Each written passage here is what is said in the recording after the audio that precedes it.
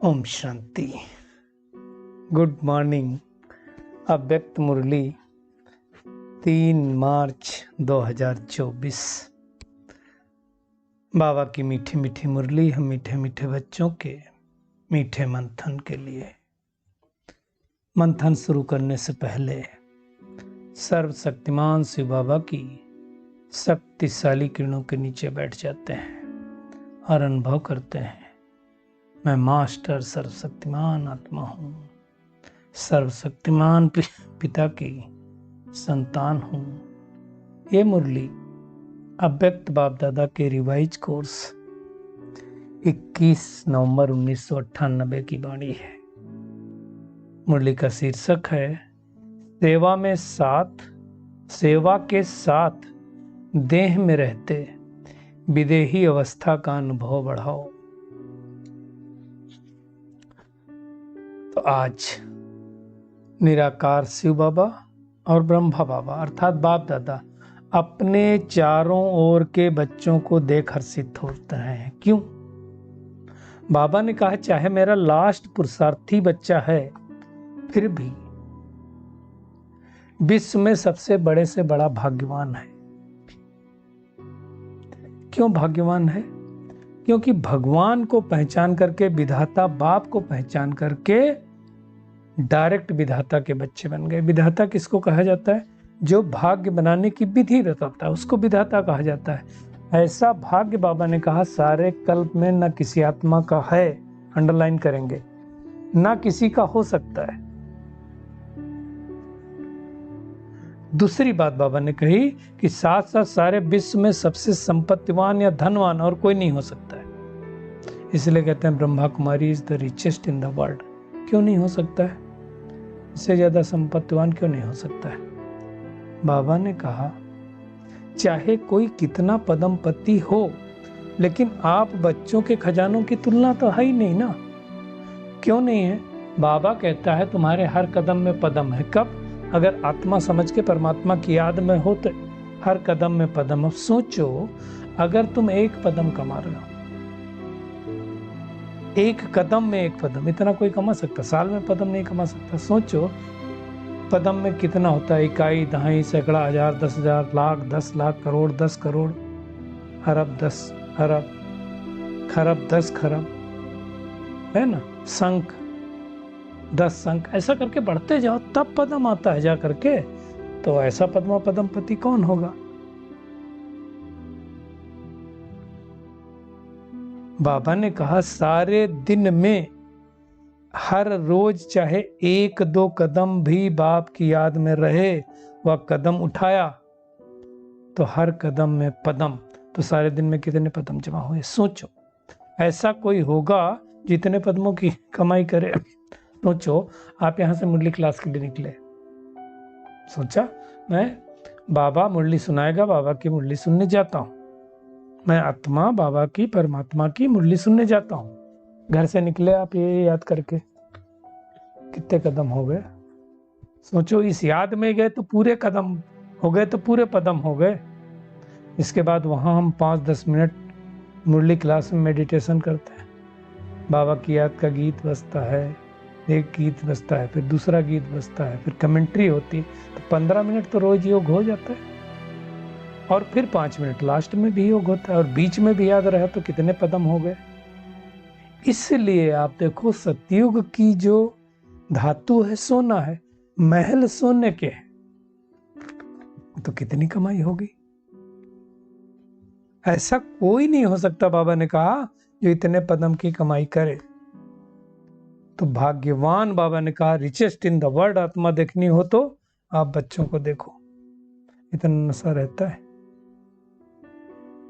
और फिर स्थूल, बाबा ने कहा वो स्थूल धन की तो छोड़ो, अगर बात आजकल मान लो साहूकारों के पास है, लेकिन हमारे पास वो है जो उनके पास नहीं। हमारे पास क्या है? ज्ञान का खजाना। एक ऐसा ज्ञान परमात्मा ने दिया जो किसी को नहीं है। आप देखो, न किसी को आत्मा का ज्ञान है, न सृष्टि चक्र का ज्ञान है, न परमात्मा का ज्ञान है। इसलिए जब कभी ज्ञान सुनाओ तो कई लोग बोलते हैं आप बहुत वेद शास्त्र पढ़े हो क्या? अरे भाई, हम वेद शास्त्र नहीं पढ़े, हमको परमात्मा ने जो थोड़ा बहुत पढ़ा दिया वही है, उतना ही बहुत है। तो ज्ञान खजाने से कितने भरपूर हो गए। अब बाबा के एक एक बच्चे को देखो, बात करने में इतने उस्ताद होंगे, दूसरा कोई नहीं कर सकता। कहाँ से आया ये ज्ञान, किसने भरा ये ज्ञान? तो परमात्मा ने ज्ञान भर दिया ना, और कहाँ से आया? बाकी तो ज्ञान था ही नहीं ना, हमारे पास कुछ भी नहीं पता था। तो ये भगवान का कमाल है। तो पहला हो गया ज्ञान का खजाना, दूसरा क्या हो गया? शक्तियों का खजाना। अब शक्तियां भी देखो कब पता चलता है, जो हम बाबा के बच्चे हैं पहले नहीं पता चलता है, जब कोई परिस्थिति आ जाती है, फिर उस परिस्थिति में हम जब देखते हैं स्वयं को अचल अडोल रहे, कुछ फर्क ही नहीं पड़ा, तब लगता है अरे ये तो भगवान ने हमारे अंदर बहुत भर दिया शक्ति, है ना। तो शक्तियां भी बहुत आती, वैसे 8 शक्तियां तो हैं ही, इसके अलावा भी बहुत सारी शक्तियां आ जाती हैं। सर्व गुणों का खजाना, गुण भी बाबा के बच्चों के हो जाते हैं तो गुणदान करते हैं, है ना। कोई शांत रहना सीख लेता है, कोई खुश रहना सीख लेता है, कोई हल्का रहना सीख लेता है, बहुत सारे ऐसे गुण आते। कोई अंतर्मुक्त में रहना सीख लेता है, कोई हर्षित मुक्ता में सीख लेता है, ये गुणों का खजाना आ जाता है। और मोस्ट इंपॉर्टेंट बात है खुशी का खजाना। खुशी का खजाना ये बहुत बड़ी बात है। आज दुनिया में खुशी का अकाल है, तो लोग लाफ्टर चैनल देखते हैं, ठाके मार के झूठी हंसी हंसते, तो ये बहुत सारी चीजें हैं, तो वो भी खजाने हैं, हमारे पास उसकी जरूरत नहीं है। आप देखो मुरली क्लास में कितना भर जाता है उसी से, लेकिन कब? अकेले सुनने में उतना नहीं भरते, खुद पढ़ने में उतना नहीं भरते, लेकिन जब हम ग्रुप में संगठन में बैठ करके मुरली सुनते हैं, आप देखो जो लोग सेंटर पे जाते हैं उनके बाद में निकलते हैं तो चेहरे कैसे होते हैं, आप कभी गौर करना।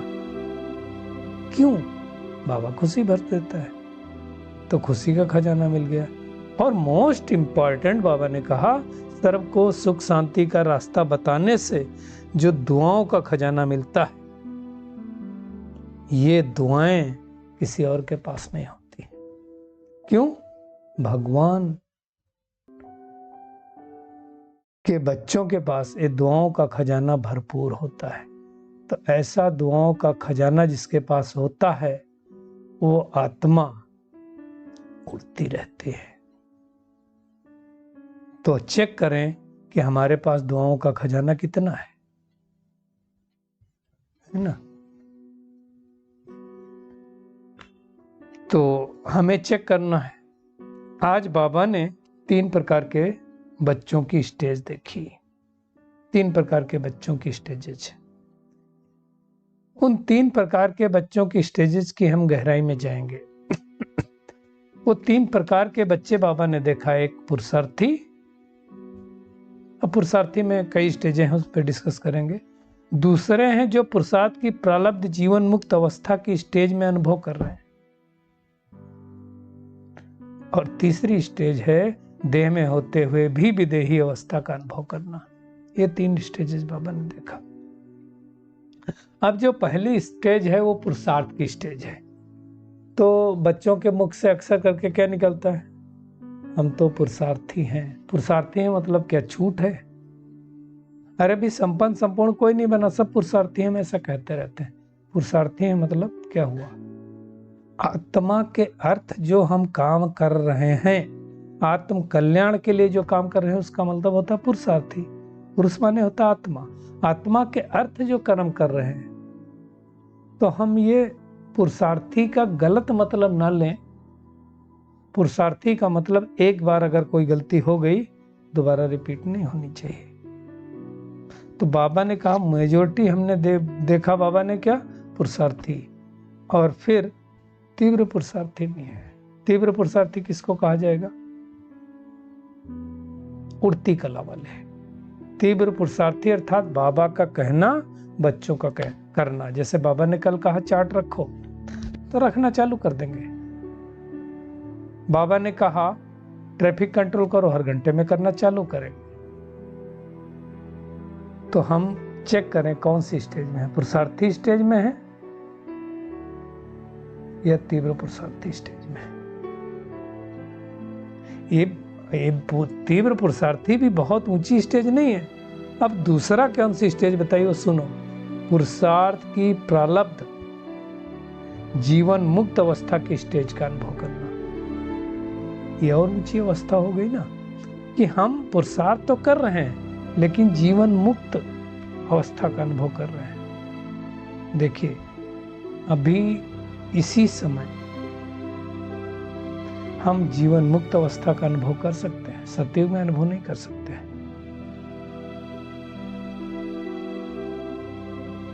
जीवन मुक्त मतलब बाबा ने कहा खाली स्पीकर बनने का नहीं, सेंटर के निमित्त बनने का, यही जीवन मुक्त नहीं है।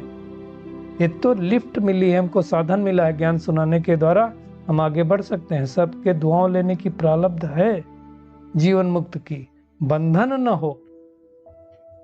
जैसे एक चित्र है ना, रस्सियों से आज के आदमी सब जकड़ा हुआ है, तो हम जकड़े हुए ना हो। मोटे मोटे बंधन की बात नहीं है, मोटे मोटे बंधन तो तोड़ देते हैं बाबा के बच्चे। सूक्ष्म बंधन, सूक्ष्म बंधन क्या होता है? मेरा सुनाने का तरीका बहुत अच्छा है, मैं ज्ञान सुनाता हूं तो ज्यादा आत्माएं आती है। मेरा सेंटर, मेरे स्टूडेंट, ये जो मैंपन है ना, ये सूक्ष्म लगाव है। तो पहले तो नियम होता था सेंटर पर कि सेंटर से बहनें यहाँ से गई माउंट आबू, और वहाँ कुछ पता नहीं है कि दादी कहाँ भेज देगी, बोल दिया अभी तुम यहाँ से वहाँ चले जाओ। इतना डिटैचमेंट। आप सोचो कि किसी आत्मा ने सेंटर जमाया, सब कुछ किया, बहुत सारे स्टूडेंट आए और माउंट आबू गई, उसको स्टेट ही बदल दिया, बोले दूसरी जगह चले जाओ, जैसे हम लोगों का ट्रांसफर होता है। नहीं तो कई लोगों का अगर ट्रांसफर ना हो तो क्या हुआ, वो अपने उस प्लांट को उसको अपनी जागीर समझ लेंगे, इसलिए ट्रांसफर होता रहता है। तो डिटैचमेंट। तो बाबा ने कहा मोटे मोटे बंधन तो तोड़ देते हैं, लेकिन सूक्ष्म महीन धागे आकर्षण करते हैं। वो हैं सूक्ष्म धागे। एक मुरली में बाबा ने कहा था व्यक्तवाणी में, वो है सोने की जंजीरें। लोहे की जंजीरें नहीं हो तो तोड़ दिया, रायल भी है। हम भगवान के बच्चे रायल, हम ऐसी जगह कहाँ जा सकते हैं, ऐसे खड़े नहीं हो सकते, ये भी बंधन है। तो जीवन मुक्त का अनुभव कैसे करेंगे? ये बाबा ने कहा जीवन बंधन के धागे मजोटी में है, चाहे एक हो चाहे आधा हो, लेकिन जीवन मुक्त बहुत थोड़े दिखे बाबा को। और तीसरे बाबा ने कहा देह में होते भी विदेही अवस्था का अनुभव, ये स्टेज बहुत अच्छी स्टेज है, इसके लिए बहुत अटेंशन चाहिए। लेकिन बाबा ने कहा 99 का चक्कर में नहीं पड़ो। उस टाइम क्योंकि 98 चल रहा था और 99 में बातें हो रही थी कि विनाश हो जाएगा, परिवर्तन हो जाएगा, तो बाबा ने कहा 99 का चक्कर छोड़ो। वैसे भी दुनिया में भी देखो तो 99 के चक्कर में आदमी पड़ता है तो सब कुछ भूल जाता है। 99 का चक्कर बड़ा खतरनाक होता है, इसलिए हमें 99 के चक्कर में पड़ना ही नहीं है ना। बाबा ने कहा क्या, क्यों, कब क्वेश्चनों से पार चले जाओ, है ना। मतलब विदेही अवस्था वाले बच्चों को कोई भी परिस्थिति आए, हलचल आए, प्रकृति के पांचों ही तत्व हिले, परंतु जो विदेही अवस्था का अभ्यास करती होगी आत्मा, वो अचल रहेगी, अडोल रहेगी, पासविद आनर होगी। ब्रह्मा बाप के समान पासविद आनर होने का सबूत देगी। बाबा ने इशारा तो कितनी बार दिया है कि ये सब होने वाला है। उस वक्त आश्चर्य नहीं होगा अरे कैसा क्यों हो गया, कोविड आया, बहुत सारे बच्चों को आश्चर्य हुआ अरे कोविड आ गया, कैसा वायरस आ गया, दिखता भी नहीं, छूने से भी फैलता है, क्या हाल हो गया। सोचो तो ये जो सारी चीजें हैं,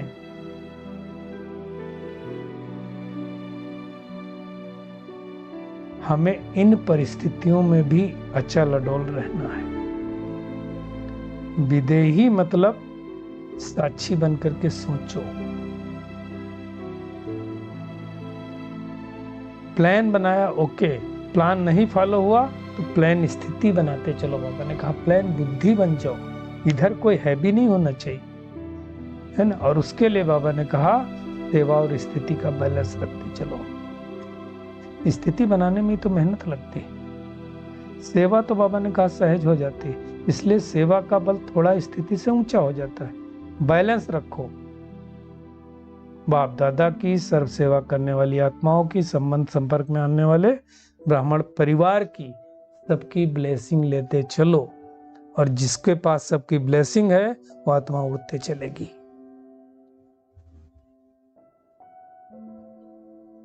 देखो, दुआएं बाबा कहता है अनेक जन्मों में देनी है, लेकिन जमा इस एक जन्म में करनी ना हमको। और दुआओं का खाता सबसे इंपॉर्टेंट खाता होता है। तो हमें चेक करना है कि हमने वो कितना जमा किया है।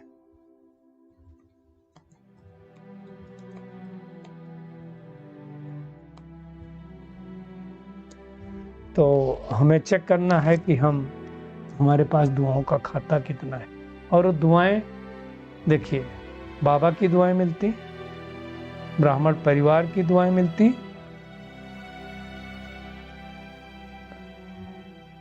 उसमें लौकिक परिवार की भी दुआएं मिलती और अलौकिक परिवार की भी दुआएं मिलती हैं। तो उन दुआओं का खाता हमें जमा करना है। तो आज का अगर टेक होम देखा जाए, होमवर्क देखा जाए, तो सबसे बड़ी बात है हमेशा इस नशे में रहना है कि हमसे ज्यादा भाग्यवान कोई नहीं, क्योंकि मेरे हर कदम में पदम जमा होते हैं। कब? जब मैं आत्मा परमात्मा की याद में रहती हूँ। रिचेस्ट इन द वर्ल्ड मैं आत्मा हूँ। तो ये नशे की बात है। दूसरा जो बाबा ने बताया, 3 तरह के लोग हैं, 3 तरह की आत्माएं हैं, 3 तरह की स्टेजेज हैं हमारी। पुरुषार्थी है ना, पुरुषार्थ की प्रारब्ध जीवन मुक्ति अवस्था, और देह में रहते हुए विदेही अवस्था। तो हमें चेक करना है कि देह में रहते हुए विदेही अवस्था का हम कितना अभ्यास करते हैं, कितना हम बंधन मुक्त हैं, सेवा और स्थिति का बैलेंस कितना हम रखते हैं। आज का बाबा का वरदान है, परमात्म कार्य में सहयोगी बन, सर्व का सहयोग प्राप्त करने वाले सफलता स्वरूप हो। बाबा ने कहा जहां सर्व का उमंग उत्साह है, हमने देखा जहां उमंग उत्साह होती है वहां सफलता अपने आप मिल जाती है, गले का हार बन जाती है, गले की माला बन जाती है। बाबा ने कहा कोई भी विशाल कार्य में हर एक के सहयोग की उंगली चाहिए। इसलिए दादी प्रकाश मणि जी का था कि मान लो 20 आत्माओं या 50 आत्माओं की मीटिंग बुलाई, वो काम तब तक नहीं शुरू करते थे जब तक सब संतुष्ट ना हो। सबको संतुष्ट कर देते थे। तो बाबा ने कहा सबको संतुष्ट करना, सेवा का चांस हर एक को है। कोई बहाना नहीं दे सकता कि मैं नहीं कर सकता, मुझे सेवा का चांस नहीं, मुझे समय नहीं। उठते बैठते बाबा ने कहा चलते फिरते 10 मिनट भी सेवा करो, तबीयत नहीं ठीक है तो घर बैठे सेवा करो, नई बाचा मिलती है तो मनसा करो। बाबा ने कहा मनसा से सुख की वृत्ति, सुखमय स्थिति से सुखमय संसार बनाओ। तो सेवा नहीं हमको मिलती है, ये बहाना नहीं देने का, इसका कोई मीनिंग नहीं है, मीनिंगलेस बात है। कई लोग सोचते रहते हैं कि इनको ही चांस मिलता, मुझे चांस नहीं मिलता है। एक्चुअली चांस किसी को मिलता नहीं है। आपको परमात्मा को याद करके चांस लेना होता है। हम सब देखते हैं शिवानी बहन बहुत बाद में आएंगी और पॉपुलर होना चालू हुई 2007 के आसपास, जब अवेकनिंग आया चैनल। उससे पहले बहुत भाई, सीनियर भाई बहने तो थे ना संस्था में। कैसे चांस लिया? अपनी स्थिति के द्वारा, अपने पुरुषार्थ के द्वारा, बाबा की याद के द्वारा। तो चांस देना नहीं, लेना नहीं होता है। चांस किसी को देना नहीं होता है, चांस लेना होता है, और उसके लिए मेहनत करनी होती है। हर एक को चांस है। बाबा ने कहा ना, कोई ये बहाना नहीं दे सकता कि मेरे को दीदी चांस नहीं देती है, मेरे को ये चांस नहीं। चांस सबको है। तुम्हारे अंदर वो कैपेबिलिटी डेवलप करो, है कैपेबिलिटी सबके पास, लेकिन वो डेवलप करो तो चांस अपने आप मिलेगा, नहीं मिलेगा हो नहीं सकता। स्लोगन है, प्रकृति पति की सीट पर सेट होकर रहो तो परिस्थितियों में अपसेट नहीं रहोगे। अगर मैं आत्मा हूं, प्रकृति मतलब ये शरीर 5 तत्वों का बना हुआ, इसका मैं आत्मा पति हूं, मालिक हूं, तो परिस्थितियों में अपसेट नहीं होंगे। शुक्रिया मीठे प्यारे बाप दादा, शुक्रिया सभी का इस मीठे मंथन के लिए। अच्छा, ओम शांति।